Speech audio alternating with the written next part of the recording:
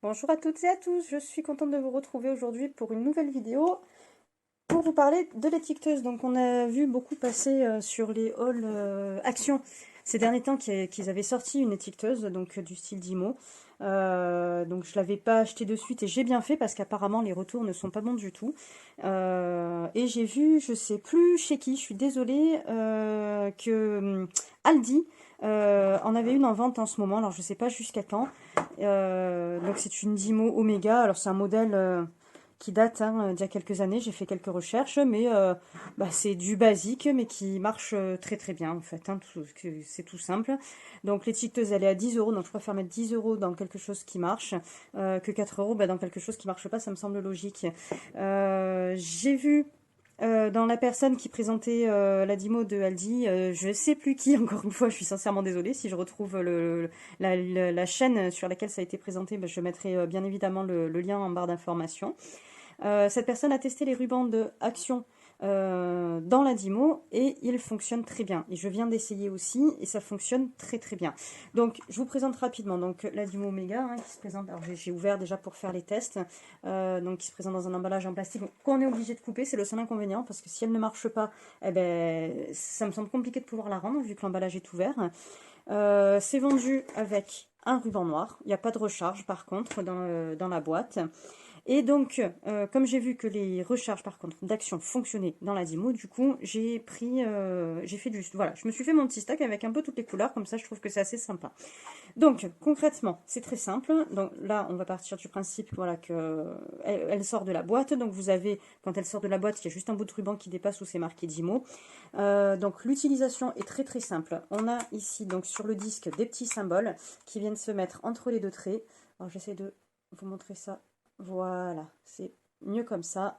Donc on a un espace ici, on a pas mal de symboles, les lettres, toutes les lettres et tous les chiffres en majuscules. Par contre, il faudra que je regarde s'il existe des disques pour pouvoir changer. Je sais qu'il y en a certaines où on peut, enfin sinon c'est pas grave, c'est pour faire des étiquettes, du texte, un petit sentiment de temps en temps, enfin voilà, ça peut être quand même pratique. Donc là j'ai juste inséré mon ruban dedans, je fais un espace, on voit que le bout de l'étiquette commence à sortir, je tape mon texte. Donc par exemple, moi je fais de la Fimo, donc c'est la pâte polymère. Allez, on va marquer pâte polymère parce que j'ai pas que de la Fimo dedans.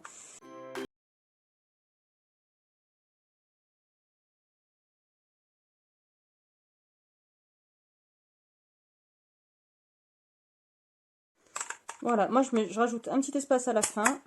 Et ensuite, donc on a les ciseaux ici. On appuie dessus.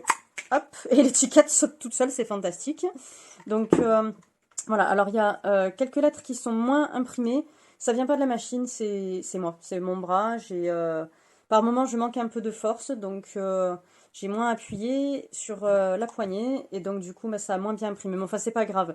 On voit qu'après, quand je me suis concentrée, où j'ai appuyé un peu plus sur la poignée, ça a très bien fonctionné. Donc il faut vraiment appuyer jusqu'au bout pour que ça fonctionne.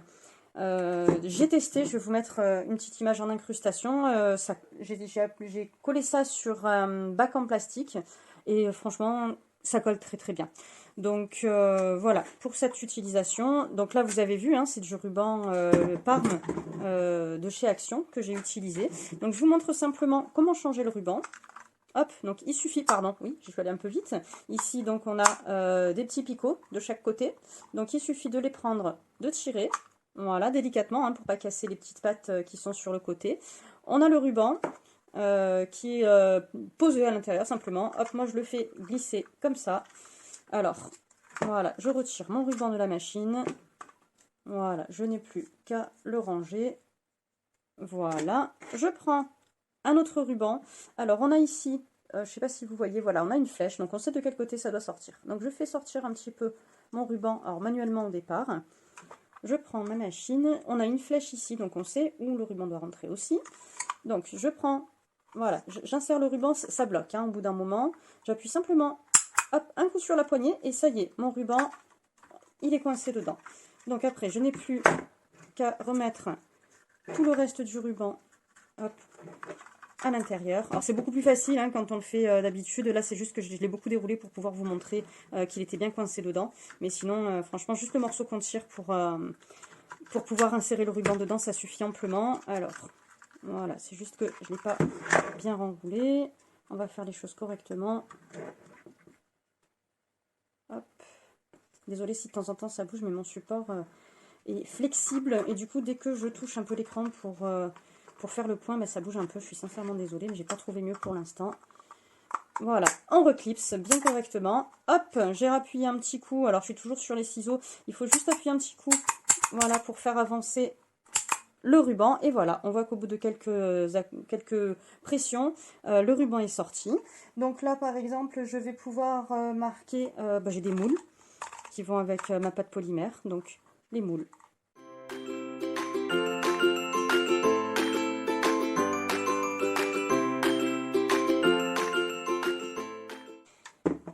Voilà, on voit que ça fonctionne vraiment très très bien. Alors forcément, comme c'est ça plie le plastique, donc ça fait blanc. Donc les couleurs claires, forcément, ça se voit un petit peu moins. Mais enfin, quand même, je trouve que c'est sympa, c'est assez joli. Voilà, donc on voit que ça fonctionne très très bien avec les rubans d'action, il n'y a aucun souci. Et après, en fait, il suffit, pour pouvoir coller son étiquette, ici, quand on a appuyé donc, sur l'outil de découpe, ça nous fait un premier pli à 3 mm à peu près du bord, et ensuite ça coupe net. Donc il suffit de venir plier complètement ici pour casser le plastique complètement. Hop. Alors les petites choses, j'ai un peu de mal avec mes doigts, je suis désolée. Voilà, et après on voit que ça se décolle tout seul. Et donc il n'y a vraiment aucune difficulté pour enlever le film plastique qui est derrière pour pouvoir ensuite coller son étiquette. Voilà, donc j'ai vraiment beaucoup aimé cette Zimo, donc elle est à 9,99 € exactement chez Aldi. Et j'ai pris donc ces 4 lots de rubans. Alors je les ai pris 2 fois, parce que je me dis comme ça j'ai du stock, parce que j'ai pas mal de choses, j'ai plein d'idées, pas mal de choses à étiqueter. Donc on a, voilà, j'ai trouvé 4 lots de couleurs différentes. Donc bah, j'ai pris les 4 2 fois en fait, tout simplement. Voilà, juste une petite chose, si vous avez cette machine et que d'un coup vous vous rendez compte que bah, les lettres ne s'impriment plus correctement, je vais vous montrer un exemple. Voilà, je pense que vous voyez là par exemple, donc ce sont des A. On voit que ça ne s'est pas imprimé bien du tout. Alors, excusez-moi, j'essaie de faire le point. Voilà. Donc on voit que les lettres ne se sont pas bien imprimées du tout. En fait, ça c'est dû à une petite chose, c'est pas grand chose, mais il faut le savoir. Moi j'ai dû faire quelques recherches pour trouver comment régler ce problème, parce que c'est pas indiqué sur la notice. Ah oui, je vous l'ai pas montré, mais il y a une toute petite notice, autant dire que franchement elle sert à rien. Ça c'est un peu la petite déception, on va dire. On trouve une notice sur internet aussi où il y a guère plus. Franchement, pas besoin de dessin pour comprendre comment ça fonctionnait. Par contre, ce qui est important, bah, c'est pas marqué. En fait, il y a un alignement à faire entre le disque en dessous, bah, où on a les lettres en fait, et au-dessus où on a les lettres, donc le marquage, hein, si je puis dire, et puis celle au-dessus donc pour repérer où sont justement les lettres qu'on veut écrire. Ici, en haut, sur le disque d'en haut, je ne sais pas si vous voyez bien, on a 2 petites flèches. Et sur le disque d'en bas, on en a 2 autres. Il faut que ces flèches soient alignées pour que ça imprime correctement et que ça coupe correctement aussi. Donc moi, j'avais un problème au début, c'était pas du tout aligné. Je ne sais pas pour quelle raison, hein, c'est sorti comme ça de la boîte. Donc je comprenais pas, j'ai testé, j'ai passé 20 cm de ruban où je comprenais pas ce qui se passait.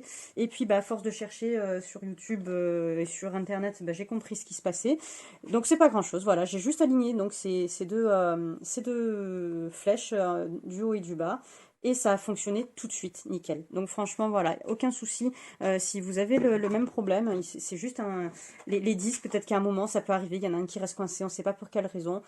Du coup, les flèches sont plus alignées et ça ne fonctionne plus, donc c'est pas grave, ça se règle très très bien.